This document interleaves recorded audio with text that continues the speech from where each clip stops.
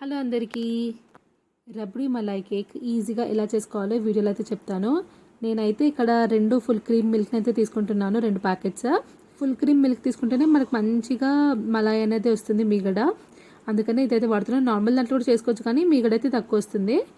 So దీన్ని మంచిగా boil చేసుకోవాలి. ఇలా బాయిల్ చేసుకున్నప్పుడు మనకి సైడ్కి మలాయ్ అంతా పేరుకుపోతుంది.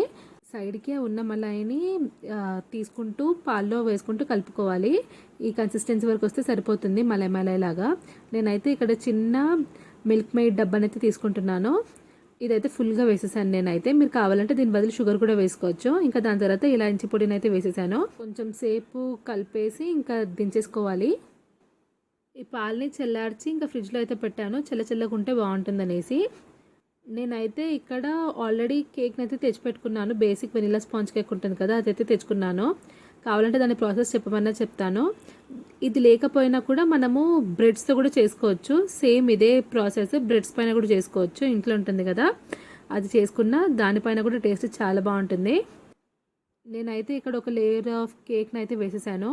దానిపైన చల్లార్చిన మలాయ్ రబ్డీ ఉంది కదా, అదైతే వేసుకోవాలి. అది మొత్తం మునిగిపోవాలన్నమాట కేక్ది. దానిపైన నేనేమో ఇంకా కట్ చేసుకున్న డ్రై ఫ్రూట్స్ని అయితే వేసుకున్నాను. నేనైతే ఇక్కడ కాజు, బాదామ అవైతే వేసుకున్నాను. మీరు కావాలంటే పిస్తా, కేసర్ ఏదైనా వేసుకోవచ్చు, మీ దగ్గర ఉన్న డ్రై ఫ్రూట్స్. అది వేసేసి మళ్ళీ ఇంకొక లేయర్ ఆఫ్ కేక్ వేసి దానిపైన కూడా మళ్ళీ అదే ప్రాసెస్ అయితే రిపీట్ చేశాను. మలాయ్ రబ్డీని వేసి దాని తర్వాత డ్రై ఫ్రూట్స్ని అయితే వేసేసాను. దీన్ని ఇంకొంచెం సేపు ఫ్రిడ్జ్లో అయితే పెట్టండి, టేస్ట్ అయితే బాగుంటుంది. మీకు ఎన్ని లేయర్స్ ఆఫ్ కేక్ కావాలో అన్ని లేయర్స్ ఆఫ్ కేక్ ఇలానే అరేంజ్ చేసుకొని పెట్టుకోవచ్చు. బ్రెడ్తో కూడా అదే ప్రాసెస్ రిపీట్ చేసుకోండి. నేను ఇప్పుడు చల్లార్చిన మలాయ్ కేక్ అయితే ఉంది కదా, దాన్ని అలా కూడా తినేయచ్చు, టేస్ట్ అయితే బాగుంటుంది. నేనైతే ఒక పీస్ కట్ చేసి దానికి మళ్ళీ నేనేమో కొంచెం రబ్డీని అయితే ఉంచుకున్నాను. అది మొత్తం అంతా దాని పైకి వేసుకొని ఇంకా దాని తర్వాత కట్ చేసిన డ్రై ఫ్రూట్స్ని అన్నీ అయితే వేసుకున్నాను. ఒకసారి ఇదైతే ట్రై చేయండి రెసిపీని. ఒక్కసారి అయితే చేసి చూడండి, మళ్ళీ మీకు ఇదే కేక్ తినాలని అయితే అనిపిస్తుంది.